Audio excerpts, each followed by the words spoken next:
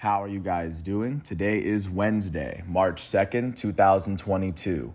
I'm James Sims, and for this episode of The Elite, I'm going to review yesterday's Elite matchups and performances from Tuesday, March 1st. And of course, I'm going to preview everything that's going on today as we navigate through the world of sports, one day at a time.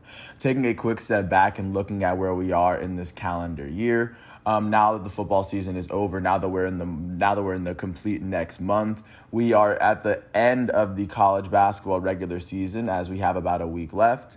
When it comes to the NBA, we got about a month left as teams are starting to sort themselves out for this last playoff push.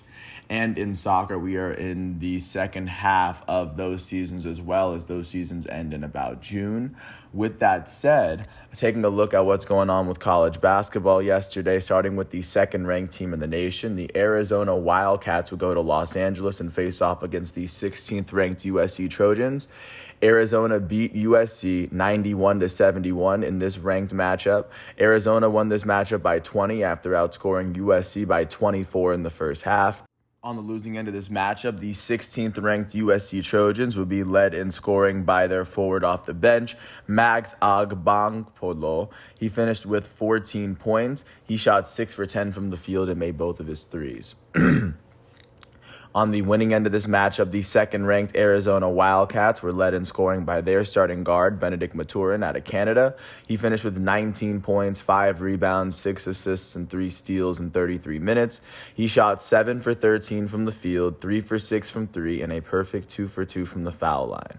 With this win, the second-ranked Arizona Wildcats are 26-3. They are now 16-2 in the Pac-12. That is the best record in the conference. I think they might have locked up the best record in their conference, but don't take my word for that.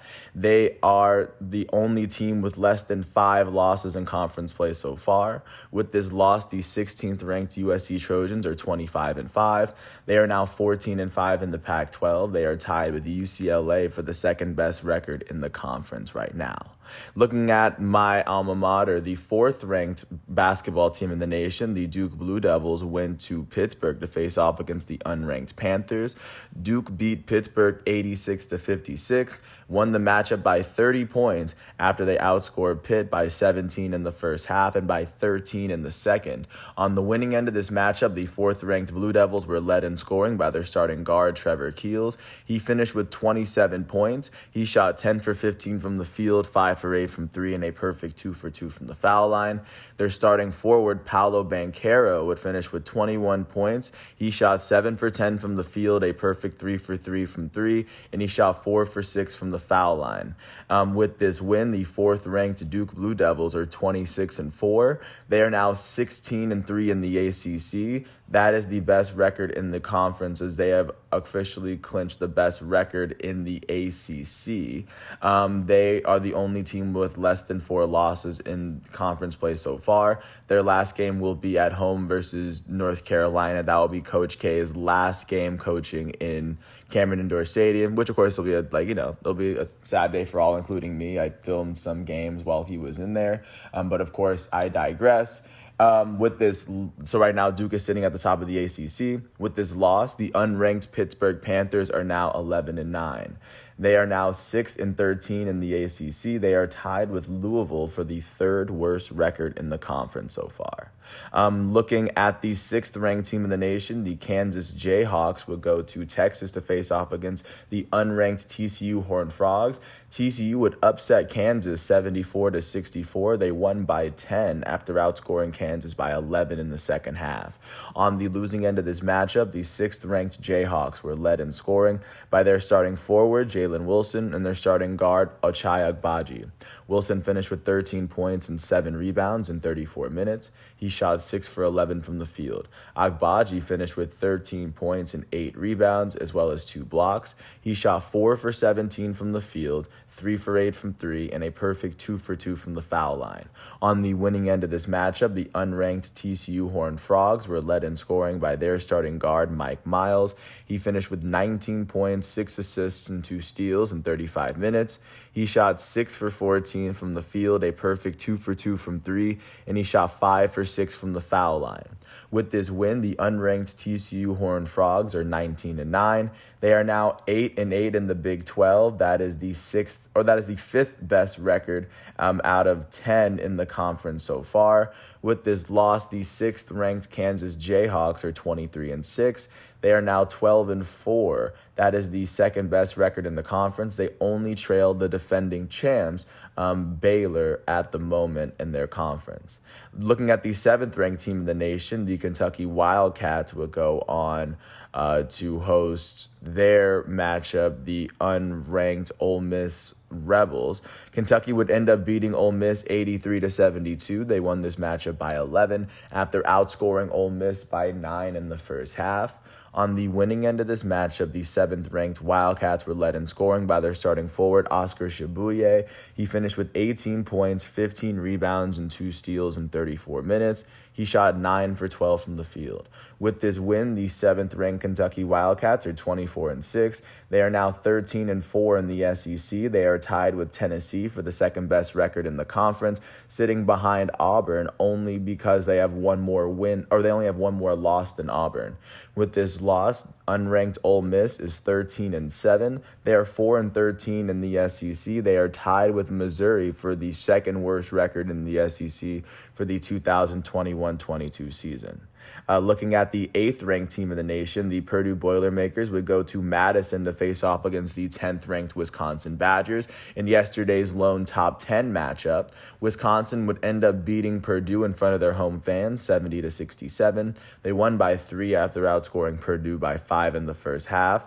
On the losing end of this matchup, the 8th-ranked Purdue Boilermakers were led in scoring by their starting guard, Jaden Ivey. He finished with 22 points, 5 rebounds, and 5 assists in 37 minutes.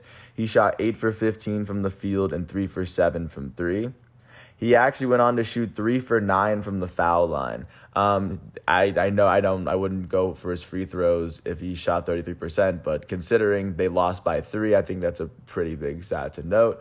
And then on the winning end of this matchup, the 10th-ranked Wisconsin Badgers would be led in scoring by their starting forward, Tyler Wall. He finished with 19 points and 5 steals as well as 2 blocks. He will go on to shoot 8 for 14 from the field and a perfect 2 for 2 from the foul line.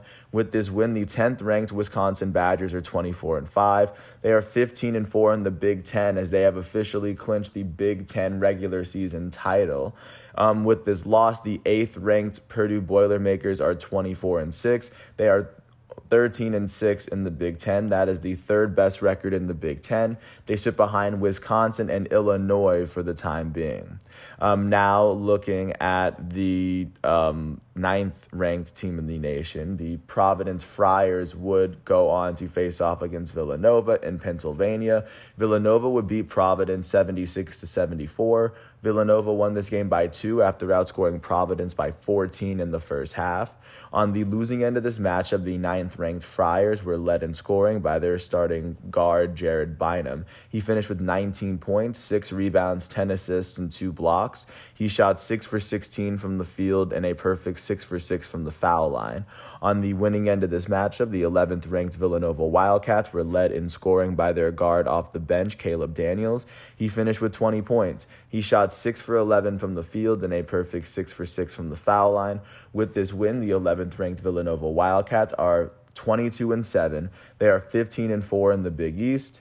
They are holding the 2nd-best record in the conference behind the first-place Friars. With this loss, the 9th-ranked Providence Friars are 24-4. They are 14-3 in the Big East so far, as they are the only team with less than 4 losses in Big East play so far. Now looking at the 13th ranked team in the nation, the Tennessee Volunteers, would go to Georgia to face off against the Georgia Bulldogs. Tennessee won this matchup by 7. They won 75-68 after outscoring Georgia by 7 in the second half.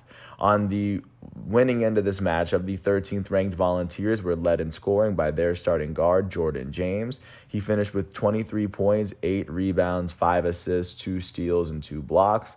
He shot 8 for 12 from the field, 3 for 7 from 3, and 4 for 5 from the foul line. With this win, the 13th ranked Tennessee Volunteers are now 22-7. They are now 13-4 in the SEC. They are tied with Kentucky for the second best record in the conference behind Auburn, as all three of those teams have 13 wins. However, Kentucky and Tennessee have one more loss than Auburn at the moment. With this loss, the unranked Georgia Bulldogs are 6-24. They are 1-16 in the SEC. After winning the national championship in football this year, they are currently holding the worst record in the SEC this basketball season, and I imagine it's clinched for the year. And then now looking at the 14th ranked team in the nation, the Houston Cougars would go on to host the Cincy Bearcats. Houston would end up beating unranked Cincinnati by 18. They won 71-53 after they outscored Cincy by 14 in the second half. On the winning end of this matchup, the 14th ranked Cougars were led in scoring by their starting forward, Fabian White Jr. He finished with 28 points, 10 rebounds, 2 steals, and 2 blocks. He shot 10 for 21 from the field and 6 for 8 from the foul line. With this win, the 14th ranked Houston Cougars are 25-4. They are now 14-2 in the American Conference, as they are the only team with less than 4 losses in the American Conference, as I believe they might have locked up the regular season title. With this loss, the Cincy Bearcats are 17-13. They are 7-10 in the conference. That is the 5th worst record in the conference at the moment. And last but not least, looking at the lowest ranked team to face off yesterday, the 23rd ranked Ohio State Buckeyes would host the unranked Nebraska Cornhuskers. Nebraska would beat the ranked Ohio State Buckeyes, upset them 78-70. They won by 8 after outscoring the Buckeyes by 4 in both halves. On the losing end of this matchup, the 23rd ranked Buckeyes were led in scoring by their starting forward, E.J. Liddell. He finished with 27 points, 14 rebounds, and 6 blocks in 39 minutes. He shot 7 for 17 from the field and 11 for 13 from the foul line. On the winning end of this matchup, the unranked Nebraska Cornhuskers were led in scoring by their starting guard, Bryce McGowens. He finished with 26 points in 37 minutes. He shot 8 for 15 from the field and 8 for 9 from the foul line. With this win, the Nebraska Cornhuskers are now 9-21. They are 3-16 in the Big Ten. They have the worst record in the conference so far, and it looks like they might end up with it. But, of course, I don't think that's locked. And with this loss, the 23rd ranked Ohio State Buckeyes are 18-9. They are 11-7 in the Big Ten. They are tied with Iowa for the 4th best record in the conference, behind Wisconsin, Illinois, and Purdue. That is what college basketball is looking like following yesterday's matchups.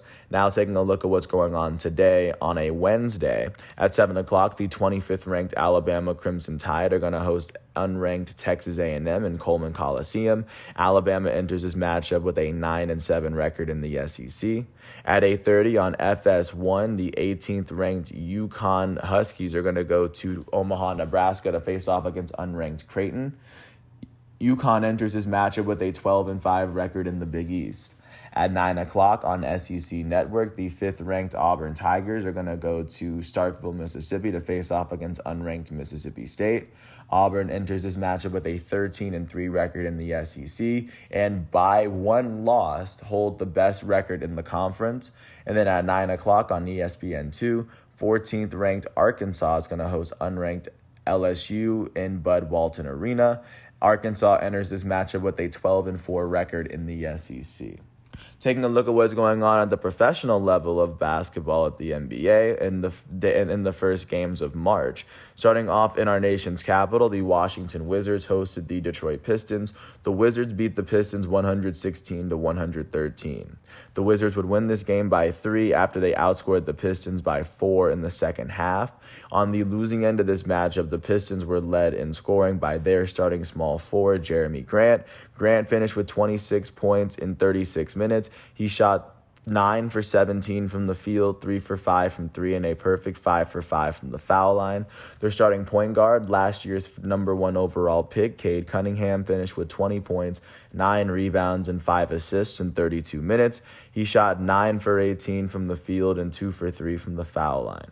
On the winning end of this matchup, the Washington Wizards would be led in scoring by their starting small forward, Kyle Kuzma. Kuzma would finish with 21 points, 9 rebounds, 6 assists, 2 blocks, blocks and 5 turnovers in 34 minutes. He shot 7 for 15 from the field and a perfect 6 for 6 from the foul line.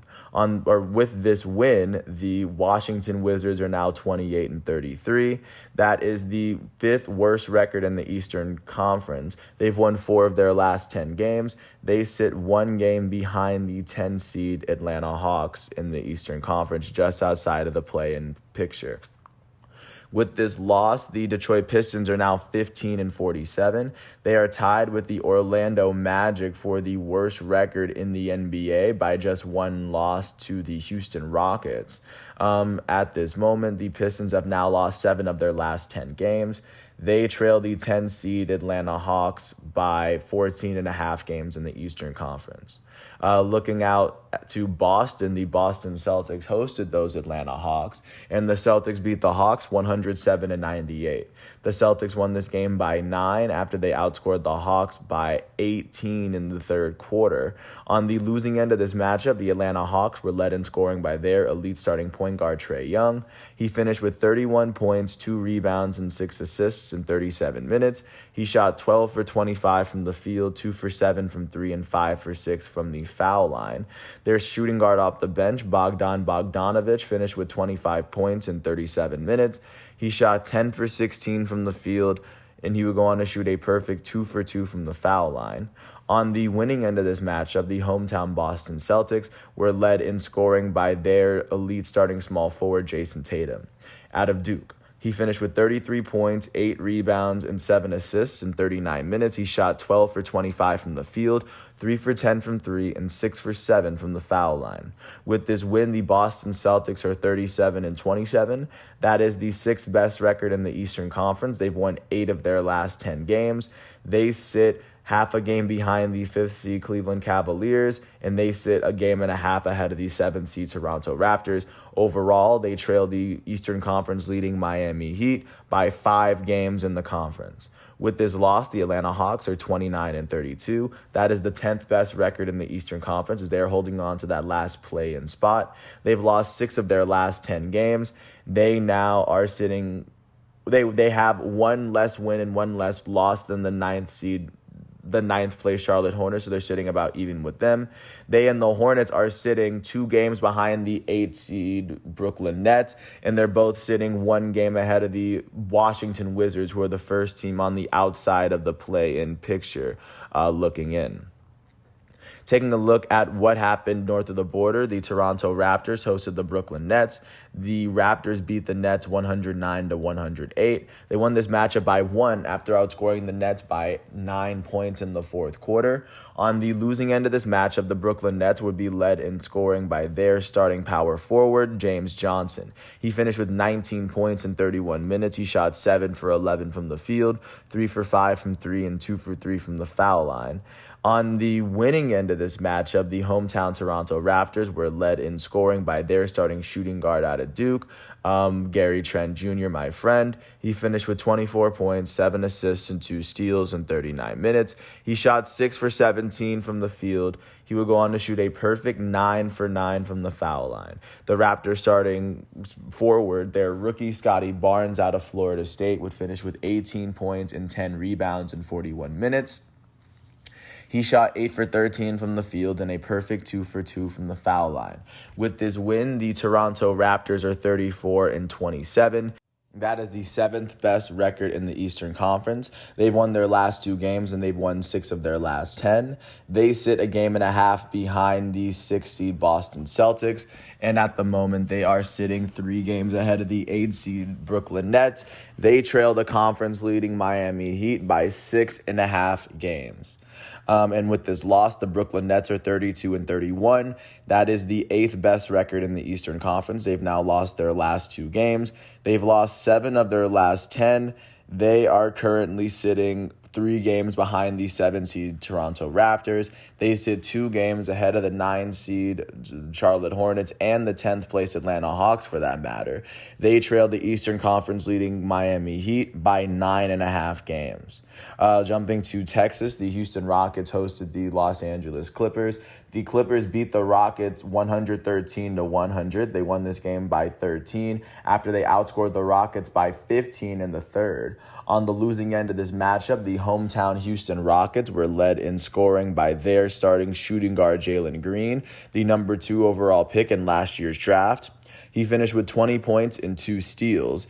He did all this in 33 minutes. He shot 9 for 21 from the field and made one of his 2 free throw attempts. On the winning end of this matchup, the Los Angeles Clippers were led in scoring by their starting center, Ivica Zubac. He finished with 22 points and 12 rebounds in 25 minutes. He shot 8 for 12 from the field and 6 for 7 from the foul line. With this win, the Los Angeles Clippers are 33-31. That is the 8th best record in the Western Conference. They've won their last 4 games. That is the second longest active winning streak in the Western Conference. They've won 6 of their last 10 games. They sit half a game behind the 7-seed Minnesota Timberwolves. They sit 4.5 games ahead of the 9th place Los Angeles Lakers. They trail the conference-leading Phoenix Suns by 17.5 games at this point in the season.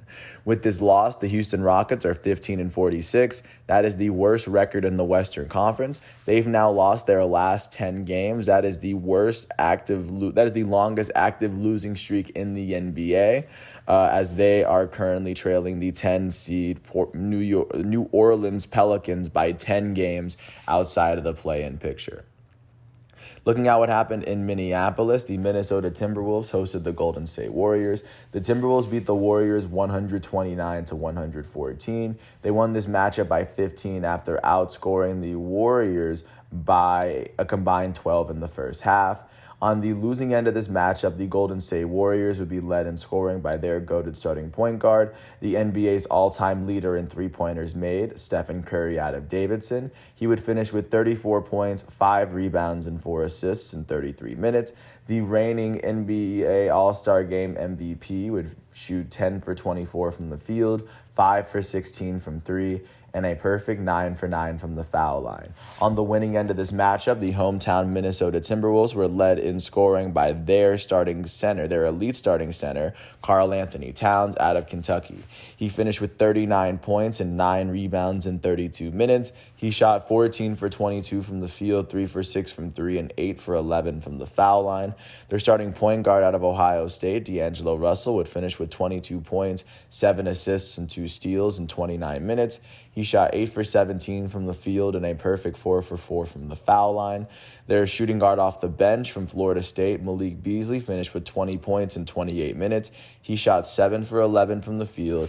He shot 6 for 9 from 3. With this win, the Minnesota Timberwolves would go on to shoot. They are now 34-29 on the season with this win. That is the 7th best record in the Western Conference. They've won their last 2 games, and they've won 6 of their last 10. They sit 3 games behind the 6th place Denver Nuggets out west, as they sit a game and a half ahead of the 8th place Los Angeles Clippers. They trail the Western Conference leading Phoenix Suns by 16 games at this point in the season. With this loss, the Golden State Warriors are 43-19. That is the 2nd best record in the Western Conference. They have now lost their last 2 games. They've lost 6 of their last 10. They sit 6.5 games behind the Western Conference leading Phoenix Suns, and they are currently sitting half a game ahead of the 3rd place Memphis Grizzlies. Jumping out to the Crypto.com arena, the Los Angeles Lakers hosted the Dallas Mavericks. On prime time, the Mavericks beat the Lakers 109-104. They won this matchup by 5 after outscoring the Lakers by 15 in the first half and then by 7 in the fourth quarter. On the losing end of this matchup, the hometown Los Angeles Lakers were led in scoring by their goated starting small forward, LeBron James. The 4-time NBA Finals MVP would finish with 26 points, 12 rebounds, 5 assists, all in 38 minutes. He shot 10 for 18 from the field, 3 for 7 from 3, and he would shoot 3 for 5 from the foul line. Their goated starting point guard, Russell Westbrook, out of UCLA, would finish with 12 points, 6 rebounds, 8 assists, and 2 steals in 38 minutes. He shot 5 for 17 from the field and a perfect 2 for 2 from the foul line. Their future Hall of Fame power forward off the bench, Carmelo Anthony, finished with 20 points and 3 steals in 31 minutes. He shot 6 for 11 from the field, 3 for 6 from 3, and he shot a perfect 5 for 5 from the foul line. On the winning end of this matchup, the Dallas Mavericks were led in scoring by their elite starting shooting guard out of Slovenia, Luka Doncic. He finished with 25 points, 8 rebounds, 5 assists, 2 blocks, and 6 turnovers in 38 minutes. He shot 9 for 21 from the field and 7 for 11 from the foul line. Their starting point guard out of Villanova, Jalen Brunson, finished with 22 points and 4 steals in 34 minutes. He shot 9 for 15 from the field and 4 for 6 from 3. With this win, the Dallas Mavericks are now 37-25. That is the 5th best record in the Western Conference. They've now won their last 2 games. They've won 8 of their last 10. They sit 2 games behind the 4th place Utah Jazz in the Western Conference. They sit half a game ahead of the 6th place Denver Nuggets. They trail the Western Conference leading Phoenix Suns by 12.5 games. With this loss, the Los Angeles Lakers are now 27-34. 7 games below 500. They've lost their last 3 games. They've lost 7 of their last 10. They trail the 8th place Los Angeles Clippers by 4.5 games in the Western Conference. They also sit 2 games ahead of the 10th place New Orleans Pelicans in play-in position for the moment. That is what the NBA is looking like following yesterday's matchups. Taking a look at what's going on today in the second day of March for the 2022 calendar year. The only primetime matchups that are going to be taking place will be on ESPN. The first one will be in Wells Fargo Center as the Philadelphia 76ers, who are holding the 3rd best record in the East, are going to host the New York Knicks, who hold the 4th worst record in the East coming in. The 76ers have won their last 3 games, and they've won 6 of their last 10 as they trail the Miami Heat by 3 games in the conference, a sandwich between the Bulls and the Bucks at the moment. The Knicks have lost their last 5 games, and they've lost 9 of their last 10. Their 5-game losing streak is the longest active losing streak in the Eastern Conference. They sit 4 games outside of the play-in picture. The second game that's going to be on primetime today will be between the Phoenix Suns and the Portland Trail Blazers. The Phoenix Suns, hosting this matchup, hold the best record in the Western Conference in the NBA by 6.5 games, even though they've lost their last 2. The Portland Trail Blazers enter this matchup with the 5th worst record in the West and also the 10th best. They are tied with the New Orleans Pelicans, as right now that is their current competition, as the 10th spot looks like it could be a very heated race as this season is coming to a close. Looking at the games that aren't going to be on primetime at 7 o'clock, the Cleveland Cavaliers are going to host the Charlotte Hornets in the Rocket Mortgage Fieldhouse. At 7 o'clock, the Orlando Magic are going to host the Indiana Pacers at Amway Center. At 8 o'clock, the Houston Rockets are going to host the Utah Jazz in the Toyota Center. At 8 o'clock, the defending champs Milwaukee Bucks are going to host the Miami Heat in the Pfizer V Forum.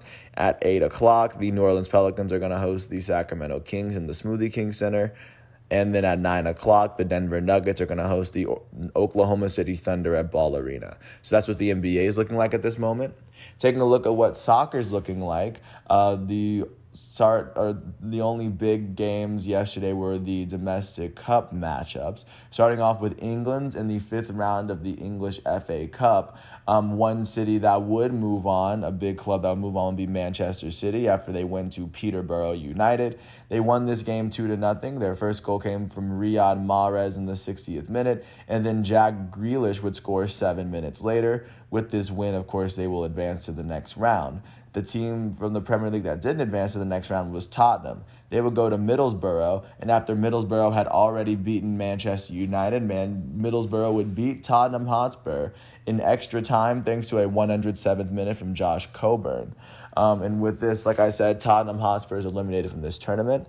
And then looking at the other big matchup that took place in Italy, it was the first leg matchup of the semifinal of the Italian Coppa Italia, as AC Milan would host Inter in this Milan derby. this matchup would end up as a draw. So now, of course, this matchup will come down to how it ends in Inter, which, of course, is in the same city. So, of course, this will be a very heated and a very intense, a very interesting matchup to see who advances to the final.